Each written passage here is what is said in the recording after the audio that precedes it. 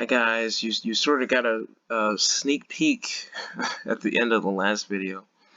I wanted to make sure that there wasn't another point. I wasn't sure, but the one that I ended with was indeed the last point, hence the next slide appearing. But this is section 6, which is Job chapter 4, and it reads like this. Then Eliphaz the Temanite replied, "If someone ventures a word with you, will you be impatient? But who can keep from speaking? Think how you have instructed many, how you have strengthened feeble hands. Your words have supported those who stumble. You have strengthened faltering knees. But now trouble comes to you, and you are discouraged. It strikes you, and you are dismayed. Should not your piety be your confidence, and your blameless ways your hope? Consider now, who being innocent has ever perished? Where were the upright ever destroyed? As I have observed, those who plow evil, and those who sow trouble reap it. At the breath of God they perish, at the blast of his anger they are no more. The lions may roar and growl, yet the teeth of the great lions are broken. The lion perishes for lack of prey, and the cubs of the lioness are scattered. A word was secretly brought to me. My ears caught a whisper of it. Amid disquieting dreams in the night, when deep sleep falls on people, fear and trembling seized me and made all my bones shake. A spirit glided past my face, and the hair on my body stood on end. It stopped, but I could not tell what it was. A form stood before my eyes, and I heard a hushed voice. Can a mortal be more righteous than God? Can even a strong man be more pure than his Maker? If God places no trust in his servants, if he charges his angels with error, how much more those who live in houses of clay, whose foundations are in the dust, who are crushed more readily than a moth.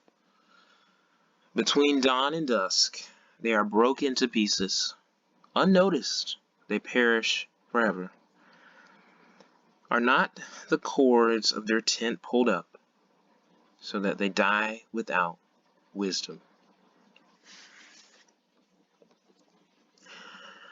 Alright, so just before I start talking about anything, I want to make sure that I remind you of the context in which Eliphaz is speaking. So you might recall, I believe it was in the end of the second chapter, it was mentioned that that there was a period of time, rather extensive period of time, during which nobody spoke, not Job and not his friends, nobody. Everybody sat in silence.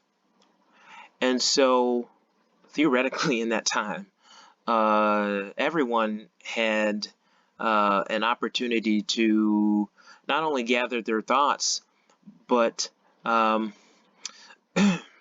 begin to plan the way in which they would articulate them. And so Job is the first one to speak conveniently, and Eliphaz is the first of his friends to speak, to offer a response, a rebuttal of sorts. And this is sort of the pattern that we see throughout the entire book. His friends are continuously trying to insert their quote-unquote 2 cents. And it almost appears as though it's somewhat of a debate, a long, drawn-out debate between Job and the three of his friends who came to visit him. Eliphaz is a really interesting guy because, like Job, he really has a sophisticated theological understanding, and he was really unique in that regard, as was Job, because these people came before Abraham, and these people really have no way of knowing what it is that they know, unless they received divine revelation, unless the information that they had came directly from God. And so you see, Eliphaz, essentially he had some sort of an out-of-body experience almost, which I'm sure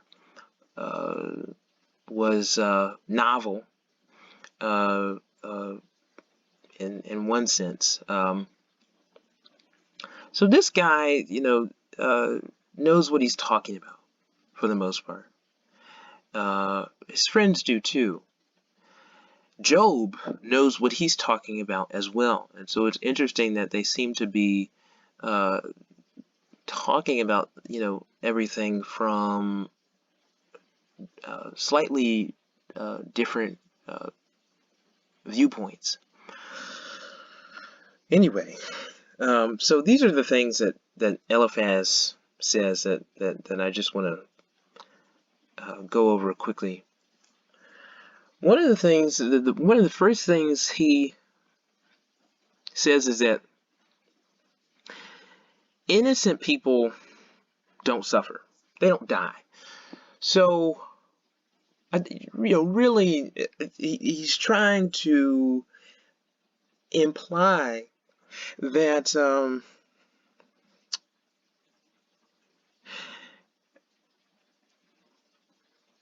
Job has to really consider the situation that he finds himself in, and determine his standing with God.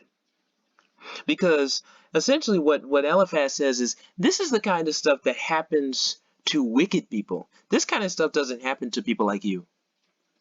So perhaps there actually is a reason why this has happened. Because I can't think of any other scenario in which this degree of disaster and tragedy would happen to somebody as blameless as you claim to be. So sort of an indirect way of raising a sort of provocative question, which in a nutshell was, what did you do? Because if you didn't do anything, then this wouldn't be happening to you. So clearly, you must have did something, because this doesn't just happen, right? Second thing he says is, if you are blameless, which it doesn't look like you are, but if if in fact you are, or at least you think you are, then you shouldn't be upset, because you should know that there is in fact another explanation for this, right? That God has not abandoned you. in such a way that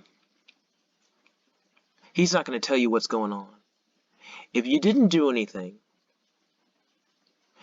then you need to lean on your faith, and you need to stop complaining, because your response is in some way indicative of guilt. It's indicative of some notion of responsibility that you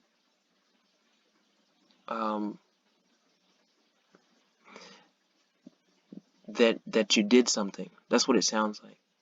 Because if you had the faith to know that this wasn't an act of judgment from God, then you wouldn't have said what you said, and you wouldn't be this upset. The third thing he says is that